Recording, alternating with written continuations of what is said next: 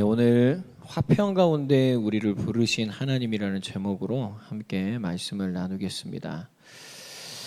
화평이라는 단어는 샬롬, 히브리어로요. 그 다음에 헬라어로는 에이레네라는 단어입니다. 이 화평이라는 것은 그저 그냥 적대 관계에 있는데 잠시 휴전을 한 그러한 소극적인 상태가 절대 아니고요. 적극적으로 서로를 사랑하고 서로를 이제 위하는 그러한 화평인 것이죠. 여러분, 예수님의 하나님의 그러한 화평 때문에, 그러한 십자가의 사랑 때문에 우리가 정말로 이 하나님의 화평 가운데 부르심을 받게 된 줄 믿습니다. 그렇습니다. 하나님께서 저와 여러분들을 화평 가운데로 부르셨다. 그러니까 우리는 화평하게 살아야 되는 거예요. 우리 이 시간 옆 사람에게 서로 인사하며 이렇게 고백합니다. 우리 화평하게 삽시다. 네, 화평이라는 건 굉장히 중요하죠. 가와만서성이라는 그러한 말이 있습니다. 가정이 화평해야 만 가지 일도 이룰 수 있다라는 것이죠. 그러니까 가정의 화평이 얼마나 중요한 원인이 되는가라는 것입니다. 오늘의 본문의 주제는 이제 그리스도인의 결혼과 이혼에 대한 그런 내용이에요. 그리스도인은 어떻게 결혼을 해야 할까? 그렇죠. 결혼을 하면은 화평해야 되겠죠. 결혼을 했는데 화평하지 않고 계속 싸운다. 그러면 여러분 얼마나 불행하겠습니까? 또 그리스도인은 이혼을 할 수 있는가라는 것에 대해서 오늘 내용이 나와 있는데, 이혼을 하는 이유도 결혼을 했는데 화평이 없기 때문에 그나마 최선의 화평을 찾기 위해서 어쩔 수 없이 또한 이혼을 하게 되는 것이겠죠. 그래서 이렇게 보면 화평, 평안, 이거는 굉장히 중요한 단어이고 우리가 반드시 하나님께서 우리를 화평 가운데로 부르셨기 때문에 우리가 그 화평을 누리고 또한 화평케 하는 자로 살아가야 할 줄 믿습니다. 요한복음 14장 27절에 보니까 평안을 너희에게 끼치노니 곧 나의 평안을 너희에게 주노라. 내가 너희에게 주는 것은, 한번 따라해 보겠습니다. 세상이 주는 것과 같지 아니하니라. 네, 그래서 너희는 마음에 근심하지 말고 두려워하지도 말라. 여러분, 오늘 이러한 세상이 줄 수 없는 하나님만이 저와 여러분들에게 주시는 평안이 여러분 개인과 또한 우리의 가정과 또한 우리 교회 공동체에 함께 하기를 정말 기도하고 축복드립니다. 오늘 첫 번째로 우리가 이러한 화평 가운데로 우리를 부르신 하나님이신데, 우리가 정말 이 화평을 누리며 살려면 우리에게 어떠한 축복이 있어야 되냐? 절제의 은사가 우리에게 있어야 됩니다.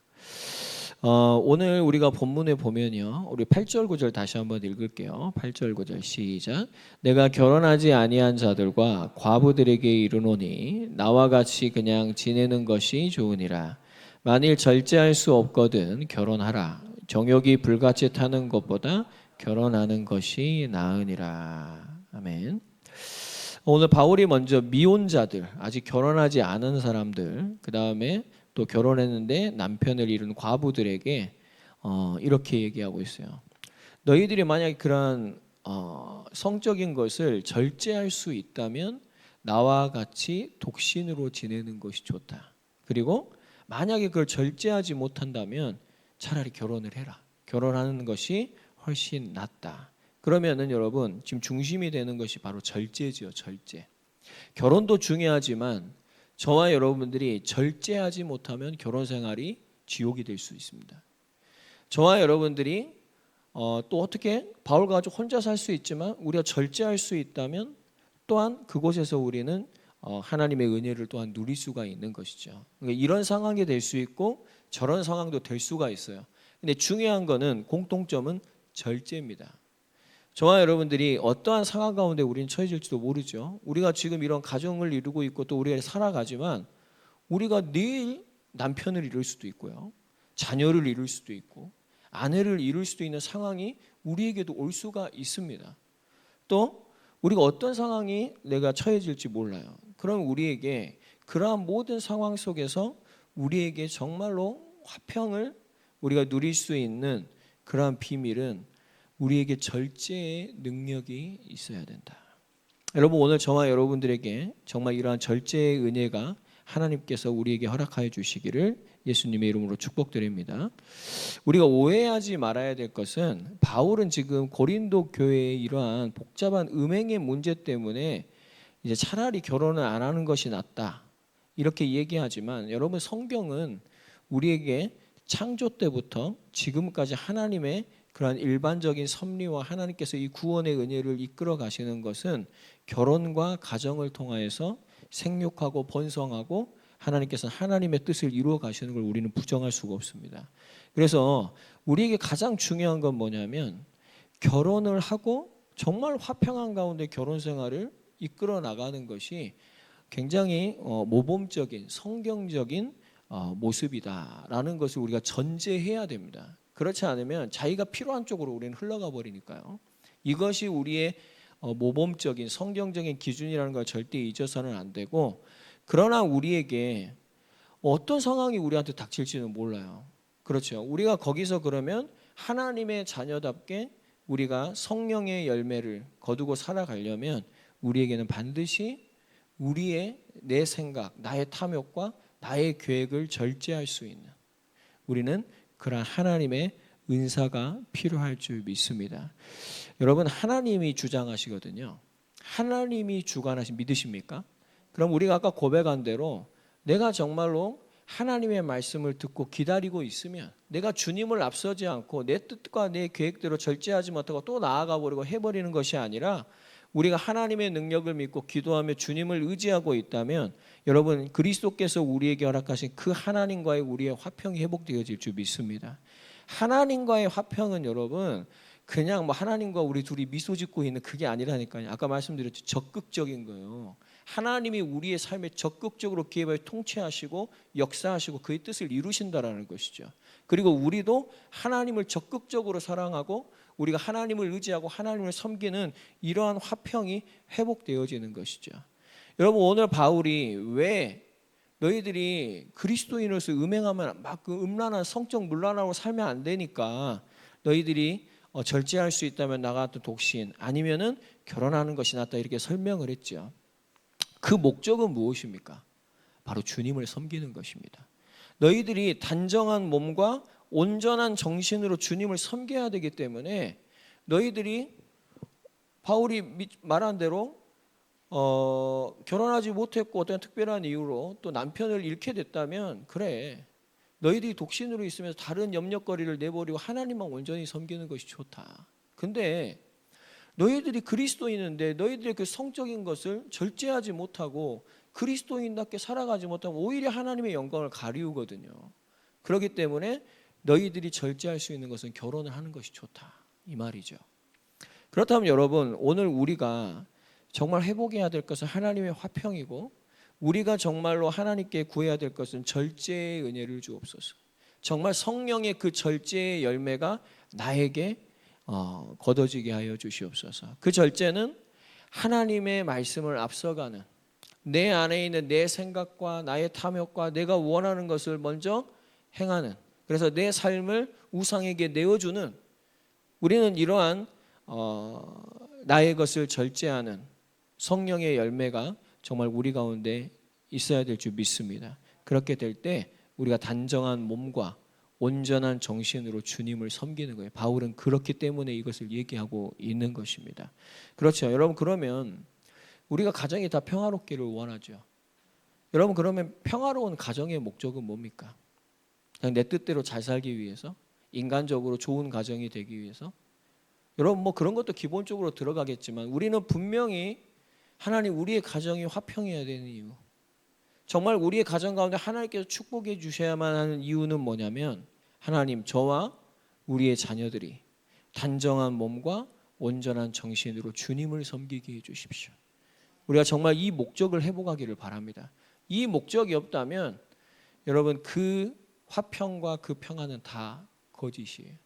나중에 결국에는 그 거짓 화평과 평안이 거두어졌을 때 영원한 지옥이 기다리고 있는 것입니다. 여러분, 우리가 지금 우리의 삶이 어쩌면은 가정 가운데 화평이 좀 깨져 있는 모습일 수도 있어요. 좋습니다. 하나님께서 그러한 삶을 우리에게 허락해 줄 수도 있어요. 그러면 여러분, 그 기회지요. 무슨 기회입니까? 하나님께서 내게 절제의 은혜를 주실 기회다. 먼저는 나예요. 다른 사람의 문제가 아니라 납니다. 우리가 하나님 앞에 하나님 내가 하고 싶은 말을 절제하게 해주십시오.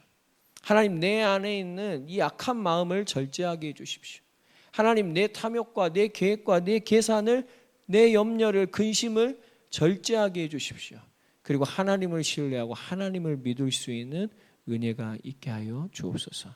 여러분 우리가 그러한 한 사람으로 하나님 앞에 서며 온전한 몸과 온전한 정신으로 하나님을 섬길 때 여러분 우리를 통하여서 우리의 가정이 또한 우리의 공동체가 이러한 하나님의 화평 가운데 성장하는 나아가는 그러한 은혜가 있게 될 줄 믿습니다. 여러분 오늘 저와 여러분들 이 말씀을 통해서 하나님 앞에 절제의 은혜를 구할 수 있는 귀한 시간 되기를 바랍니다. 아멘. 아멘. 네, 그 다음에 우리가 이제 10절에서 16절까지 볼 건데요. 10절에서 16절까지 내용을 보면 이미 결혼한 사람들은 어떻게 해야 될까? 또 그리스도인과 비그리스도인, 그러니까 신자와 불신자가 결혼했을 때 또한 이것은 어떻게 해야 될 것인가? 또 이혼할 때 어떻게 해야 될 것인가를 바울은 설명을 하고 있어요. 한번 우리가 생각하면서 한번 읽어봅시다. 10절 제가 읽습니다. 결혼한 자들에게 내가 명하노니 명하는 자는 내가 아니요 주시라. 여자는 남편에게서 갈라서지 말고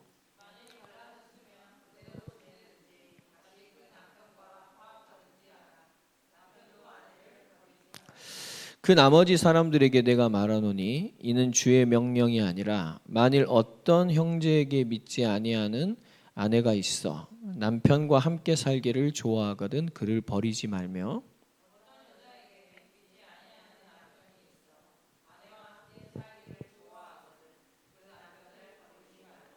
믿지 않은 남편이 아내로 말미암아 거룩하게 되고 믿지 아니하는 아내가 남편으로 말미암아 거룩하게 되나니 그렇지 아니하면 너희 자녀도 깨끗하지 못하니라. 그러나 이제 거룩하니라.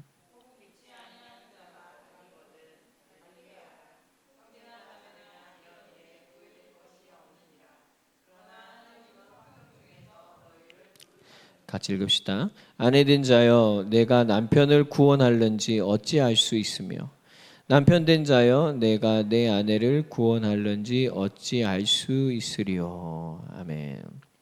오늘 바울은 이미 결혼한 사람들에게 두 가지를 얘기합니다. 첫 번째는 이혼하지 말라는 것입니다. 바울은 남편에게만 얘기하는 게 먼저 여자에게 얘기해요. 여자는 남편에게 갈라서지 말아라. 이혼이라는 건 갈라서는 거거든요. 남자도 아내를 버리지 말라. 좀 굉장히 좀 격한 표현이라고 저는 생각이 됩니다. 여러분 결혼은 한 몸이 되는 것이죠. 다른 두 사람이 만나서 그리스도 안에서 한 몸을 이루는 것입니다. 그래서 그때 유대교는 굉장히 가부장적인 문화였기 때문에 남자가 오늘 아내를 버린다라는 표현을 쓰잖아요. 그리고 우리가 성경을 봤듯이 굉장히 여자는 남편과 이혼을 하게 남편이 버리게 되면 어떠한 경제적인 활동도 할 수 없는 과부들이 그러한 상황에 처하게 돼버립니다. 그래서 바울은 굉장히 남녀 평등 사상을 갖고 있는 것 같아요. 교회 안에서. 그러나 뭐 교회 안에 그런 유대적인 문화와 또 헬라적인 문화가 같이 있기 때문에 이런 가부장적인 모습들이 또 있겠죠. 그래서 바울은 이혼하지 말아라. 근데 여자는 남편에게서 갈라서지 말고 남자도 아내를 버리지 말아라. 그때 헬라 문화는 남녀의 평등의 문화였답니다. 그래서 여자도 남편에게 남편이 이렇게 하면 이혼을 이렇게 신청할 수 있고 그런 문화였나 봐요. 그렇기 때문에 지금 고린도는 이방 지역이기 때문에 이러한 문화가 뒤섞여 있는 것입니다. 근데 오늘 바울은 첫 번째는 이혼하지 말라 그러죠. 그렇죠. 우리가 가장 기본적인 우리의 기준은 이혼을 하지 않고 하나님의 화평을 회복하는 것인 줄 믿습니다. 근데 오늘 또 이혼한 사람이 있잖아요. 이혼한 사람 그런 상황이 있을 수가 있어요. 그럼 오늘 바울은 뭐라 그러죠? 그대로 지내라 이렇게 얘기해요. 그리고 가능하면 어떻게 해요? 그 남편과 다시 합해라. 왜냐 한 몸이니까 그 남편이 살아 있으니까. 여러분 이혼했다 해서 이혼 도장 찍으면 한 몸이 갑자기 반반이 됩니까? 그건 아닙니다. 성경은 남편과 아내가 이혼을 하고 다른 남편과 결혼을 해서 살아가는 것을 금지하고 있어요. 그렇죠. 그러니까 어쩔 수 없이 이혼을 했어요. 그럼 성경은 그래 어쩔 수 없이 이혼을 했어요. 우리의 연약함이 있으니까. 그러면은 그냥 그대로 지내라. 그리고 감정적일 수 있잖아요. 그리고 또 하나님의 화평을 구하고 이렇게 했을 때 다시 합할 수도 있는 거예요. 아휴, 저 인간 이제 얼굴도 뭐 그게 아니라 그리스도인은 여러분 하나님과 우리의 관계를 꼭 생각해야 돼요. 하나님이 우리한테 그런지 난 네 얼굴도 보기 싫다 그러신 적이 없거든요. 우리가 그 하나님의 화평 가운데 있다면 우리는 그 화평을 회복해야 되고 그런 화평케 하는 자로 나아가려고 우리는 몸부림쳐야 될 것입니다. 분명히 마가복음 10장 11절 12절 이르시되 누구든지 그 아내를 버리고 다른 데에 장가드는 자는 본처에게 간음을 행하며 또 아내가 남편을 버리고 다른 데로 시집가면 간음을 행함이니라. 이 말씀만 보면은 남편은 뭐 이렇게 같이 사는 중에 이렇게 다른 여자와 다른 남자와 외도를 하면은 그렇지 간음이지. 근데 뭐 이혼을 하면 끝이지 남남이지. 그게 아니라는 말입니다. 그거는 세상 이론이고 그거는 세상 사람들의 이론이에요. 성경은 그렇게 얘기하지 않습니다. 그러니까 결혼은 굉장히 중요한 것이고 우리는 하나님의 화평을 세상의 이론으로 해석을 하면 안 돼요. 만약에 여러분 하나님이 우리를 그렇게 대하신다면 너 뭐 한 달 동안 기도 안 했네? 너하고 끝이야. 그러잖아요. 너 한 5년 동안 너 교회 안 나왔잖아. 너 끝이지. 니하고 나하고 남남 뭐 이렇게 돼버린 너 그러잖아요. 5년 동안 아무 연락도 없고 집에도 안 들어왔어. 여러분 어떻게 하겠어요? 남남이지. 만약에 여러분 하나님이 우리에게 그랬다면은 우리가 살 수 있겠습니까? 아니죠. 하나님이 말씀하시는 화평이 그게 아닙니다. 하나님의 화평은 우리가 저번 주에도 본 것처럼 포기하지 않는 사랑이에요. 끝없는 사랑이죠. 그래서 오늘 너희들이 그 사랑 가운데 결혼을 했지만 첫 번째는 이혼하지 말라. 근데 두 번째는 이혼을 했을 수도 있어요. 왜냐면 우리는 연약하니까. 그럼 율법적으로 너는 잘못됐어. 정죄하고 이게 아니라 했으면은 너희가 해야 될 최선은 그냥 그대로 지내라. 그리고 주님을 섬겨라. 그죠? 그리고 되도록이면 왜냐하면 자녀들이 있잖아요. 이 자녀들한테 혼란을 주면 안 되잖아요. 그러니까 다시 합해라. 저는 그런 유익이 있다고 생각이 되더라고요. 그리고 여러분 누구든지 저는 이혼을 할 수 있다고 생각을 해요. 그렇죠. 이 사람이 서로 맞추는 게 참 쉽지 않은 일입니다. 맞춰가는 거잖아요. 근데 그럴 수도 있지만 그리스도인으로서 해야 될 최선은 뭡니까? 우리가 그런 것들 다시 회복하고 다시 합한다면 그래서 잘 살아간다면 여러분 그런 또 아름다운 또한 주님의 자녀의 모습된 모범적인 모습이라고 저는 이 시대의 모범적인 모습이라고 생각합니다. 여러분 오늘 우리가 이 바울을 통해서 우리에게 주시는 말씀이 절대 고린도 그때 초대교회 시대의 말씀이 아니에요. 여러분 지금 이 시대에도 정말 이혼을 쉽게 합니다. 너무 결혼도 쉽게 하고 이혼도 쉽게 해요. 제가 통계를 말씀 주면서 보니까 결혼이나 이혼율이 막 급증을 하다가 다행히 2024년부터 약간 결혼율도 올라가더라고요. 그리고 이혼율도 좀 떨어졌어요. 다행히 하나님의 은혜인 줄 믿습니다. 근데 여러분 우리가 정말 이러한 시대를 살면서 우리가 해야 될 것은 하나님 앞에 더욱 거룩한 주의 자녀로 서야 할 줄 믿습니다.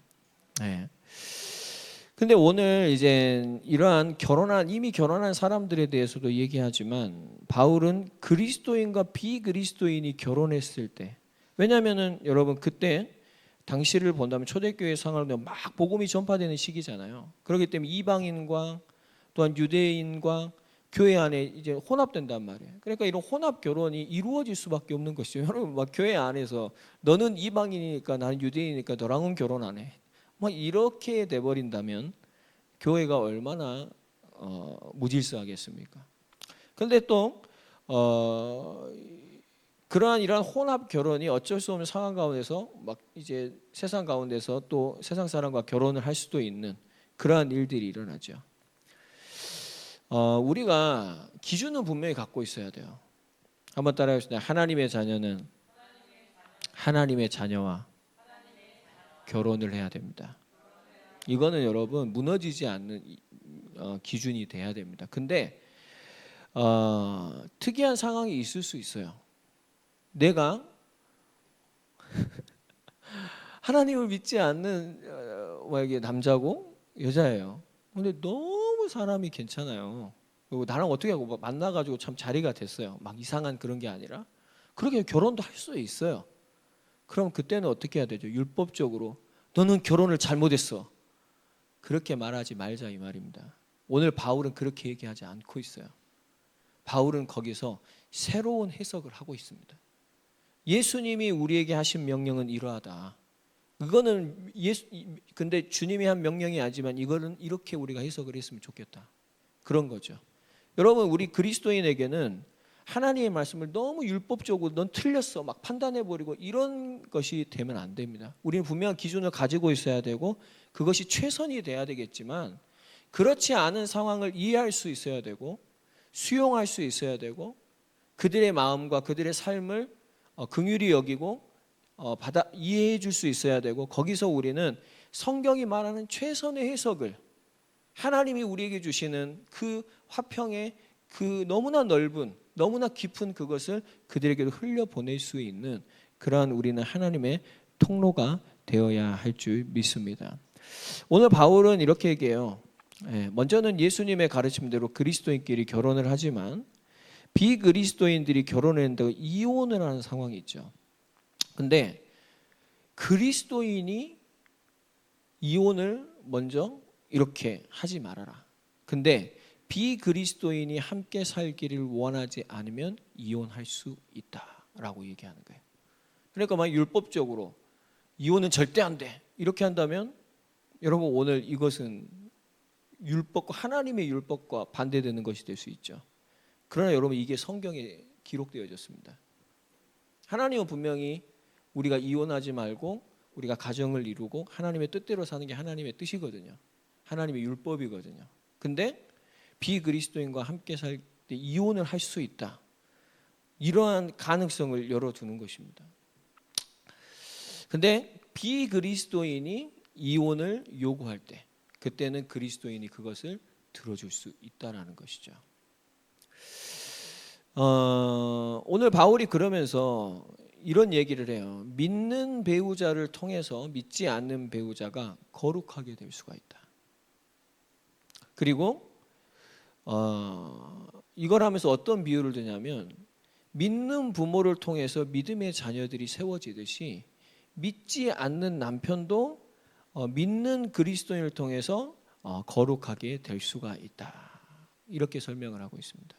그러니까 저는 바울이 이제 어쩔 수 없는 상황에서 이혼이라는 것을 이렇게 가능성을 주지만 새로운 해석을 해주지만 바울이 정말 얘기하고자 하는 것은 너희들이 정말로 믿음을 가지고 하나님 앞에 더욱 거룩하면 하나님이 너희의 믿음의 자녀들을 변화시키는 것 같이 믿지 않는 그 배우자들도 분명히 변화시킬 수 있다라는 것을 또한 바울은 설명해 주고 있는 것 같습니다. 그래서 여기 오늘 말씀에 보면은 우리 14절 한번 다시 한번 읽어볼까요? 시작. 믿지 아니하는 남편이 아내로 말미암아 거룩하게 되고 믿지 아니하는 아내가 남편으로 말미암아 거룩하게 되나니 그렇지 아니하면 너희 자녀도 깨끗하지 못하니라. 그러나 이제 거룩하니라. 아멘. 여기서 바울이 거룩하게 된다라는 것은 일반적인 의미로 보통 그리스도를 고백하고 믿고 그의 이름으로 세례받은 자. 그러니까 지금으로 얘기한다면 교회에 이제는 꾸준히 참석을 하면서 세례도 받고 이제 교회의 한 일원이 된 그런 사람을 얘기하는 것 같습니다. 여러분 근데 교회에 다닌다고 해서 우리가 그걸 가지고 진정으로 거룩하여졌다라고 우리가 다 설명하기는 힘들죠. 그렇죠? 종교 생활을 할 수도 있고 또한 아직 그리스도를 만나지 못했을 수도 있고. 그러나 여러분 믿음의 배우자 한 명을 통해서 그 믿지 않는 배우자가 교회에 나오는 또한 이렇게 신앙생활을 하게 되는 그런 모습들을 우리 종종 보게 됩니다. 또 특별히 믿음의 부모가 있으면 그의 자녀들이 또한 교회에 나와서 신앙생활을 하는 그런 모습들이 보이게 되죠. 근데 우리가 거룩하게 된다라는 것을 우리는 좀 더 깊게 풍부하게 생각을 해야 됩니다. 여러분, 우리가 생각하는 거룩함이라는 것은 그냥 우리가 교회에 나와서 예배 드리고 기도 생활 좀 하고 우리가 종교 생활하는 그 모습이 거룩함의 전부는 아닙니다. 우리가 말하는 진정한 성경이 말하는 거룩함은 예수님을 진정으로 그리스도로 믿고 우리가 그리스도 안에서 얻은 하나님과의 화평한 관계가 회복되어지는 것이죠. 그리고 이제는 우리 안에 계신 이 성령님의 인도하심을 따라 우리가 정말 하나님을 진정으로 섬기며 살아가는 그러한 모든 삶의 내용과 의무들을 내포하고 있는 거예요. 그럼 여러분, 오늘 우리가 해야 될 것은 이러한 진정한 거룩함 속에 있는 우리의 전인적인 모습들이 우리의 믿지 않은 배우자들과 우리의 자녀들에게 거룩한 분명한 영향력을 미친다는 것입니다. 바울은 그걸 설명하고 싶어요. 그렇죠. 그래서 바울은 오늘 이혼할 수도 있다라고 얘기하지만 오늘 16절의 마지막에 보면 아내된 자여 내가 남편을 구원하는지 어찌 알 수 있냐. 남편아 네가 어찌 믿지 않는 아내를 구원하는지 어떻게 알 수 있으리요. 그러면서 희망의 가닥을 남기는 것입니다. 그런 상황에서 이혼하지 말고 정말 참고 인내하고 견디면서 끝까지 하나님의 화평을 구하면서 있다면 그 문제보다 더 크신 분이 하나님이신데 네가 그 거룩한 영향력을 흘려보기 쉽지 않죠. 그래서 명령할 수 없는 거예요. 바울이 강요할 수가 없는 거예요. 그래서 이건 내 명령은 아니다. 그러나 바울의 이 말의 의미들을 보면 그러한 바울의 의도와 목적과 방향을 분명히 가지고 있다는 것을 우리는 읽을 수 있어야 됩니다. 여러분, 우리가 하나님 앞에 정말 거룩하게 살 때 여러분 그 거룩은 나만으로 절대 멈춰 있지 않습니다. 내가 정말 하나님 앞에 더욱 거룩하길 원하고 더욱 절제하길 원하고 더욱 거룩한 하나님의 자녀로 살며 몸부림친다면 그 하나님의 주권과 하나님의 통치는 나이를 넘어서 우리의 가정과 우리의 교회와 우리가 속한 모든 곳에 펼쳐지게 되어질 줄 믿습니다. 이 하나님의 거룩한 영향력이 펼쳐지면 그거는 보여지고 느껴지는 것이죠. 그렇죠, 여러분. 그냥 교회만 다니는 무늬만 있기 때문에 믿지 않는 배우자가 그걸 보고 또 갔네 라고 생각하는 거예요. 교회는 열심히 하고 기도는 하는데 생각 자체가 세상 사람과 똑같은 말하고 똑같이 싸우고 화평은 없고 만약에 여러분 그렇게 집에 가서 살아간다면 배우자가 아니 저 사람 뭐야 교회는 갔다 오는 그렇게 되는 겁니다. 근데 우리가 정말로 교회를 갔다 와서 예배를 드리고 우리가 정말 화평케 하는 자로 우리가 주님의 사랑을 흘려보낸다면 말은 그렇게 하겠죠. 아이고 교회 나 교회 안 가. 여러분 세상 사람 그렇게 얘기한다니까요. 막 핍박한다니까요. 그러나 분명히 느낍니다. 분명히 느껴요. 다르구나. 그 다름이 뭐죠? 거룩입니다. 여러분 하나님 자녀에게 이러한 하나님의 다름, 하나님의 거룩하심이 우리에게 회복되어지기를 바랍니다. 여러분 바울이 왜 이런 말을 하냐면 분명히 바울 안에 있는 그리스도인 안에 있는 이 성령은 사탄을 넘어섭니다. 우리가 정말 성령의 열매를 거두려고 절제를 하고 우리가 성령의 열매를 거두려고 우리가 하나님의 자녀답게 살아갈 때 여러분 그 믿지 않는 자들에게 역사하는 사탄의 역사와 그것을 장악하고 있는 그 세상 임금의 그러한 영향력들이 성령의 영향력 앞에 무너지게 되어질 줄 믿습니다. 그렇죠. 우리는 이 사실을 분명히 붙잡아야 됩니다. 하나님이 어떠한 사탄의 영향력보다 크시다. 믿으십니까? 우리는 이 성령의 영향력을 가지고 살아야 돼요. 요한일서 4장 4절에 자녀들아 너희는 하나님께 속하였고 또 그들을 이기었나니 믿으십니까? 이는 너희 안에 계신 이가 세상에 있는 자보다 크심이라. 그래서 오늘 바울은 그렇게 해석을 하는 것입니다.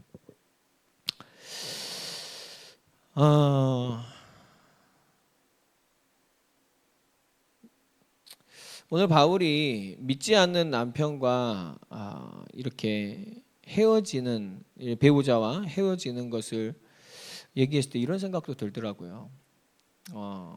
그런 배우자와 함께 살 때 정말 결혼 생활이 힘들죠. 지옥 같죠. 또 이런 경우도 있을 것 같아요. 막 때리는 그런 배우자가 있을 수도 있어요. 요즘에는 뭐 여러분 뭐 남자가 여자를 때리는 것은 그거하고 여자한테 맞고 사는 남자들도 있더라고요. 예, 진짜 욕 바가지로 얻어먹고 그러면서 막 진짜 진짜 비참하게 사는 남자도 있고 여자분들도 있고. 여러분 그런 상황이 되면은 좀 격리가 필요하죠.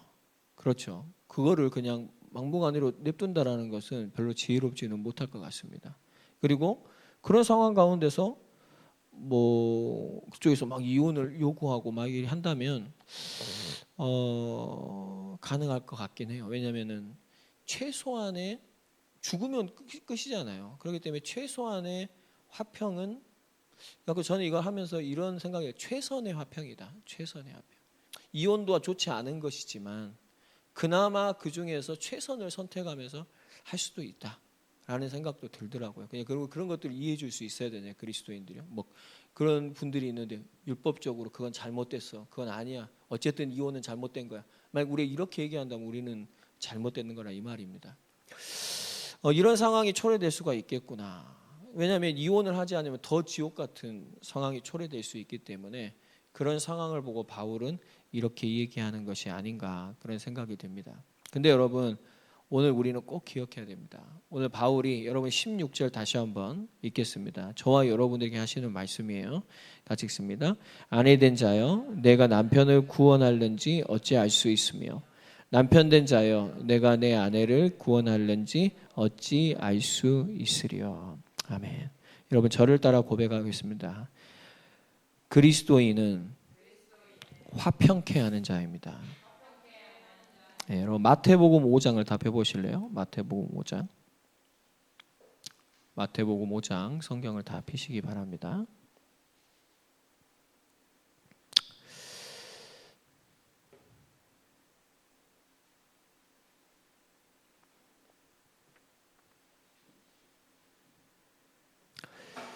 우리는 어떤 상황 가운데든지 다투는 자들이 아니라, 싸우는 자들이 아니라 화평케 하는 자가 되기를 힘써야 할 줄 믿습니다. 그것이 우리의 절제이고 우리가 힘써야 될 거룩함이에요.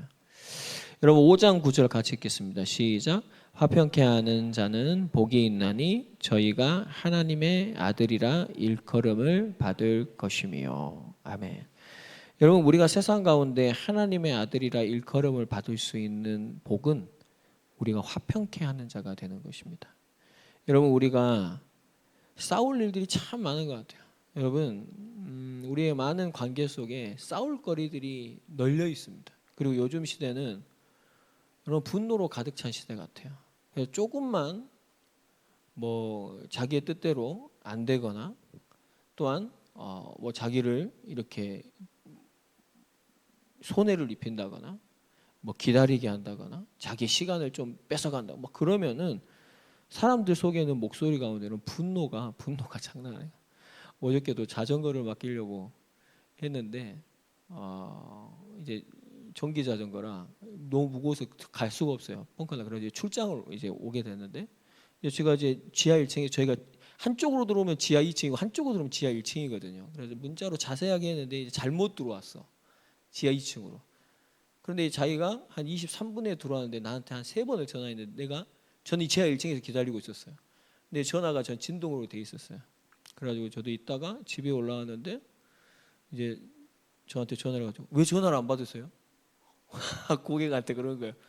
왜 전화를 안 받으시냐고요. 짜증이 난 거죠. 이제 제가 어떻게 해야 되겠어요? 아니 지금 뭐 안 하면 그만이지, 제가 가세요. 제가 그래야 되겠어요. 그러고 싶은 마음이 제 안에 여기까지 있었습니다. 그런데 제가 이제 지금 일주일 동안 묵상하고 있고 화평케 하는 게 중요하잖아요. 죽였죠. 그러면서 이제 시간을 제가 보니까 한 5, 6분 동안 계속 전화를 했구나. 근데 내가 안 받았구나. 그래서 이제 여기 잘못 들어오셨네요. 그러면서 이제 여기 이렇게 올라오세요. 그런데 올라와서도 화가 안 풀렸어. 근데 제가 오면서 웃었어요. 아이고 좀 짜증 나셨겠네. 그것 때문에 짜증 나셨죠?